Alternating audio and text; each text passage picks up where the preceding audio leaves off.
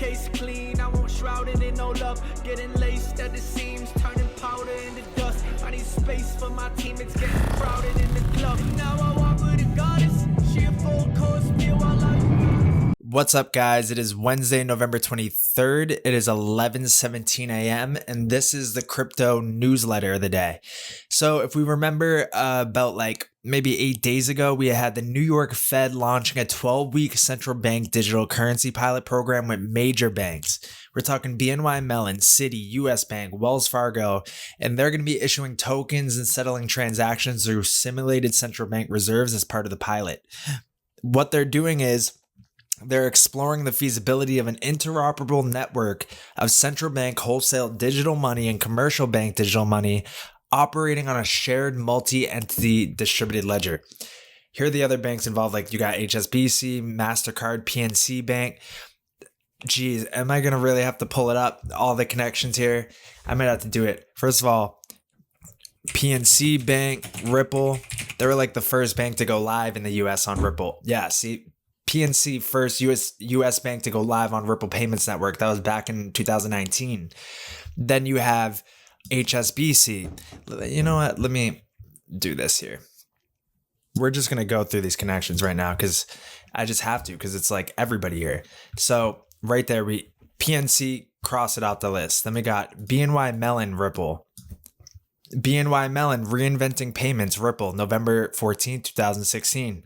As regulations shift to open up the market, banks will have to do something they have not done in a long time, compete. BNY Mellon, largest crypto custodian bank, this was October 14th, a little more than a month ago, launches payments to China. So BNY Mellon, the world's largest custodial bank, as of yesterday, launched a quick and low-cost payment corridor between Egypt and China. Then we have Ripple and BNY Mellon. Ripple has become a rival of Swift. In 2016, BNY Mellon mentioned Ripple in its analysis report, writing that Ripple had taken a major stride in providing a standard to enable payments across payment networks. Right there. All right, so there's one connection right there. Also, keep in mind, BNY Mellon, Hair, XRP, he held like $1 billion in XRP. Why did BNY Mellon Hair hide 500 million secret Ripple XRP? Matthew Mellon. Mellon's banking Hair's new crypto fortune almost $1 billion in Ripple's XRP. That was February 2018. So there's the connection there for BNY Mellon. Now let's go to Citi and Ripple. Citibank, the bank of the future PDF states how Ripple can help tier 3 banks, pages 104 to 105. This is right here in this document from Citibank. I'm not going to go all deep into it, but you can see that right there. And then also Citibank extends partnership with Ripple powered Volante. So we already know Volante is, what's it called? XRP enabled. And this is straight from Citi. The canonical to the main page bank of the future page, Citi.com. XRP differs from other cryptos. That's perfect right there. I can't go into it, huh? But it says, if we can read just a short clip. Despite this, we think XRP is unlikely to be used for global settlements by banks due to factors such as possible compliance risks, as XRP can also... I wish I was able to get into this. That sounds like some juicy information. But that was back in 2018. So we see that they've been talking about it. HSBC. Chris Larsen. HSBC taps former Ripple CEO for tech advisory board. This is 2017. Right here, we got Chris Larsen added to the technology advisory board of HSBC. So now we got BNY Mellon, Citi, HSBC, PNC Bank. Let's go now to US Bank. Looks like we can't find anything quick on that. Let's check Wells Fargo, because just the other couple months ago, they labeled XRP as a currency in one of their documents. Wells Fargo needs tech upgrade. Time to partner with Ripple. Bank of America and Wells Fargo payment systems. Basically, both Wells Fargo and Bank of America continue to have discussions with Ripple representatives concerning payment processing technology and potential partnerships. And we already know Bank of America is already a Ripple partner. This was 11 months ago. Oh, sorry, that was 4 years ago. And we've already seen an announcement as far as Bank of America being confirmed. And then this was just in August of this year. Wells Fargo mentioned Ripple XRP as a digital currency. So I'm not even going to go further on that because we get the point. They're so heavily connected to everybody involved in this pilot that it's disgusting. I mean, like, it's kind of almost saying XRP is the one, if you know type of thing. So now let's dive into the next thing that was released just the other day, I believe, because it's huge and it feeds into this Project Cedar that was announced the other day. We have the Federal Reserve Bank of New York and the Monetary Authority of Singapore are collaborating in a project to examine the use of wholesale central bank digital currencies, or WCBDCs, for cross-border payments. The joint experiment, called Project Cedar Phase 2 X Ubin Plus, is a combination of the respective wholesale central bank digital currency initiatives by the Monetary Authority of Singapore and the New York Fed. One of its key aims will be to reduce settlement risk that adversely affects cross-border cross-currency transactions. It's exactly what XRP and Ripple's been doing, right? Like, it's right there. The second phase of the multi-stage Project Cedar follows the completion of phase 1. Announcing the results of the first phase, the New York Fed revealed this month that the development of a blockchain-supported wholesale central bank digital currency prototype can improve the speed and safety of cross-border wholesale payments. Right there. So we see here that they say the introduction of wholesale central bank digital currencies would create a unified platform that is interoperable with other global platforms. Settlement risk would be reduced significantly, as well as counterparty risk, as most counterparties prefer central bank money. This literally, if you haven't seen my Holy Grail cross-border payments video, you gotta watch that, because like what they're saying here, what the IMF was calling for a new reshaping, transforming the cross-border payments. Let me go to it right here. This is a vision for the future. Cross-border payments, the IMF, but it was actually the most recent one that they did. It was this year. I believe it was in August. This looks like it's new. This fairly new, November 8th, but what I want to find is speeches. I think this is it right here, June 23rd. Nope, that's not it. Here it is. I believe this is it. Confronting fragmentation, how to modernize the international payment system. So it talks about cross-border payments, how they need to build the infrastructure that facilitates further integration that includes stepping up work on cross-border payments. Specifically, today, I would like to focus on developing a new public infrastructure to connect and regulate various payment systems to counter fragmentation of the international monetary system. It would be a new way of connecting people, markets, and economies in the digital world. So what do I mean by that? We must look underneath the international monetary system to its foundations, what I would call the international payment system. These are the financial roads, railways, bridges, tunnels that allow currencies to be exchanged and capital to flow between countries. That system includes links between correspondent banks, messaging systems such as SWIFT, money transfer business and credit card networks, as well as foreign exchange markets and arrangements between central banks. Cross-border payments are expensive, slow, opaque, and not available to many of those who need them most. Why? Because many of the roads lead to nowhere. The railways work on different gauges and the tunnels are not well lit. Where these networks are not interoperable, intermediaries will build connections and take their cut. So their message was to build new roads and railways, bridges, and tunnels using public digital platforms to connect payment systems. So as you can see, they're calling for this whole unified platform that is interoperable with other global platforms. And then if we connect that to the Holy Grail of cross-border payments, I'll definitely do a follow-up video to that. You'll see the connections here. So huge news. Things are moving rapidly. Then on top of it, Ripple Labs CEO Brad Garlinghouse stated a link to Director of Member Sales Nick Burafao at Ripple Swell 2022 in London that Bank of America is going to gain a competitive advantage when the SEC versus Ripple case settles by using on-demand liquidity, XRP, in the marketplace. Right there. And then here's a great lesson. Do what they do, not what they say. This was November 18th. This is just gold.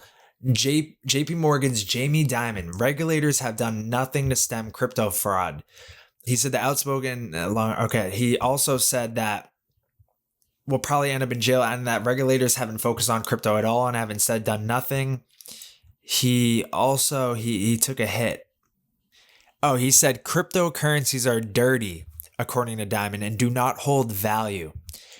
JP Morgan's top executive suggested there's a strong argument for digital assets to be banned outright. Says there's little or nothing cryptocurrencies are capable of that his investment bank is not. And then, so that was what?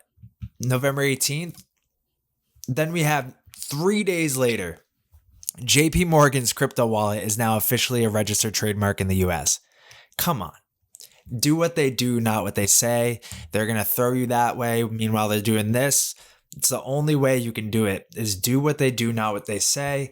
If you take everything that they say with a grain of salt and you really dig into it, you'll see that they're building behind the scenes. I mean, like, why would he want to set up a crypto wallet to hold what did he say here? That to hold dirty digital money that doesn't hold value. Why would he do that? I mean, 3 days later, come on, right there. They're gearing up.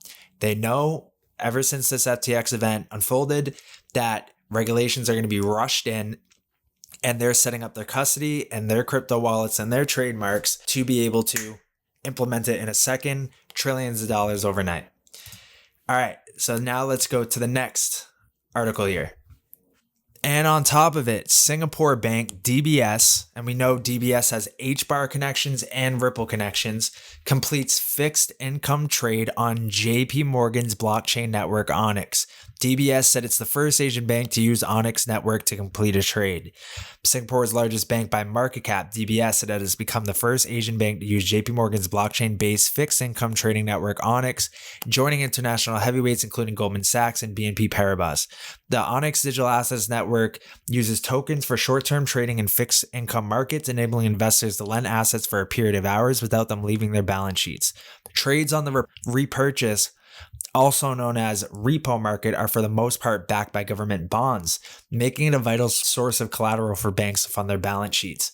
I believe for XRP to hit its $1,000, $2,000 overnight, maybe it's backed by a basket of global bonds, because working at Fidelity, basically a bond is at par value when I believe it's at $2,000. Then if it's trading below that, it means it's at a discount. When it's trading above that, it's at a premium.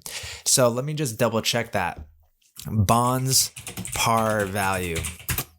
$1,000. So the par face value is the amount you invested, usually $1,000 per bond. So the par value of a bond is $1,000. You want XRP to hit $1,000 instantly, back it by a pool of global bonds, right? That could be it. That could be how we get to that $1,000 overnight. Speculation there, but now we have utility-based NFTs solving real-world problems in real estate. Real estate's like $70 trillion in the whole world. I believe we've all seen that. All the world's money in one visualization. I'm pretty sure it's like 75 trillion. Oh, $280.6 trillion. So much. And now you have Ripple coming out saying utility-based NFTs solving real-world problems in real estate. That's when, like last year, when people were saying NFTs, this monkey, that monkey, this ape, this cat, right?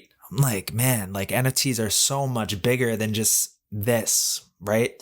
And now we're getting to the cream of the crop right here, because this is it. Utility-based NFTs, and those are going to be the NFTs that soar. Solving real-world problems in real estate. In early February of this year, Leslie Alessandra sold a home in Gulfport, Florida for $654,000. And it was the first real estate transaction that was sold as an NFT in the United States. So streamlining property transactions using NFTs. Selling a home traditionally is long, cumbersome, and expensive process. There's tons of middlemans in the middle just taking their cut. And now you don't need them because you have blockchain-based systems and digital tokens representing these kind of real estate properties, as well as you got art, you got carbon credits. There's so many things. The whole world is about to be tokenized. So here we go. And now we have XRP, the ledger, to have NFT capability. So everything's lining up, man. Like, we're so close. They keep stressing the carbon markets.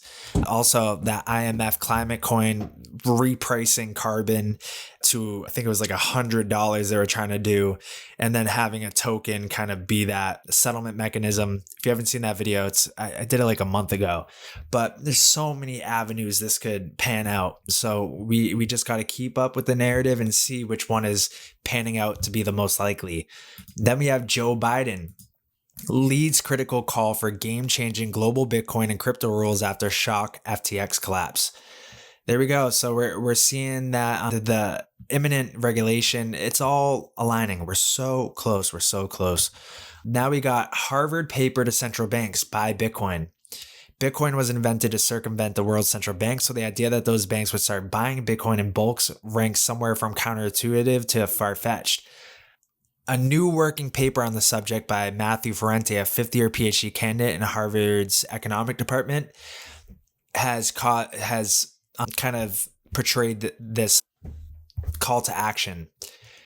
Ferrante argues that it makes sense for many central banks to hold a small amount of Bitcoin under normal circumstances and much more Bitcoin if they face sanctions risks. Through his analysis, finds gold is a more useful sanctions hedge. So then he goes into it all. I'm not going to dive deep into it. So let's go to the next thing. So this is actually kind of pertaining to what I was going to do a follow-up on for the deep dive today with those climate scenarios. So I'm actually going to save this for the climate scenarios deep dive again to finish that off. And yeah, so I think that's it for this video. We covered a whole lot of quality content, a whole lot of good news here. We're seeing the things starting to move. We're really at the finish line. So if you haven't already, link in the bio. We're doing a Black Friday special deal that's like 3 days left.